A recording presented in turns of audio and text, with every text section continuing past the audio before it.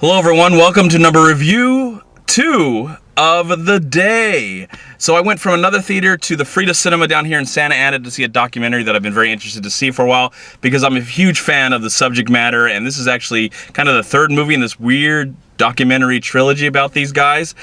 The movie is called The Yes Men Are Revolting, and we haven't seen these guys. I mean, they've been around doing their thing and exploring the world and trying to change the world in their funny, unique, interesting ways. They protest through pranking the media, the government, and doing this kind of all over the world to get their message out. And we haven't had a film from them since 2009, so this is kind of a recap of what's been going on in their lives since 2009, and I've liked these guys since 2003. I don't follow them religiously or anything, but I always look forward to when they have another movie come out. This is the second time they're directing their project. They did it with their last film, and the first film was actually directed by the same guy who gave us American Movie. So with this one, it's just pretty much a recap of what's been going on in their lives, again, since 2009, their last film. Mike has a wife and 3 children. Andy has been through many relationships in his life that, kind of gets in the way of what they started many years ago. And we get to see the many activities that they are going through within the last few years as they really try and get their voice out there, get things said, get things important that they believe in, that they care about. And it's really interesting because I'm not a person that really protests anything, or I'm not a big activist. I just, honestly, I know I should care more, but I somehow just don't have the energy for it. But I think if I would like to be into that world as I protest and be an activist, I would love to go the route that they go. It's just, they put so much effort and energy into it. It's almost like they wanted to become actors or filmmakers. Well, they are, well, yeah, whatever, of course, but but that's their way of actually trying to get their message out and do it in an entertaining way, shock the system, shock the media, and I don't mind that at all. I don't mind, exposing criminals, whether they are from corporate America or anybody that's deceiving anybody on a high level. They're deceiving people on a high level, but doing it in a way where they can get their message across, and it's just so completely entertaining. I don't think this film is as interesting or as engaging maybe as the first 1 or 2 films, just because I like somehow the outcome of the first 2 films were just so outrageous and interesting, and it does lead up to this. But I found out that was so interesting about this film compared to the other ones, as that this one kind of explored more of their personal lives with their families and the things that are changing as they're kind of getting in the way of what's been really going on in that they were doing at the same time. Mike is trying to be a good husband and a good father, and Andy, who is gay, is trying to just have a normal relationship and be happy and find someone, but then it just gets in the way of what's going on in his life. And we get to see them explore throughout this world as the movie mainly focuses on their opinion of climate change and how they're trying to change people's minds about climate change and what's going on with big oil and all that stuff.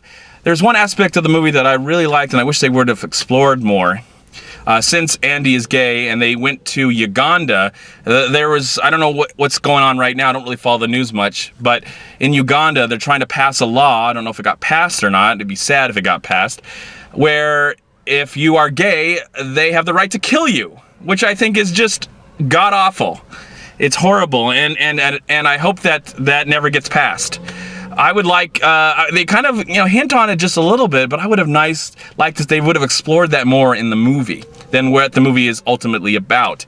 I just thought that was a really good, interesting thing that they could actually do as some sort of weird prank against Uganda, against the whole idea of killing people just because they're different or have a different lifestyle or a different way of life.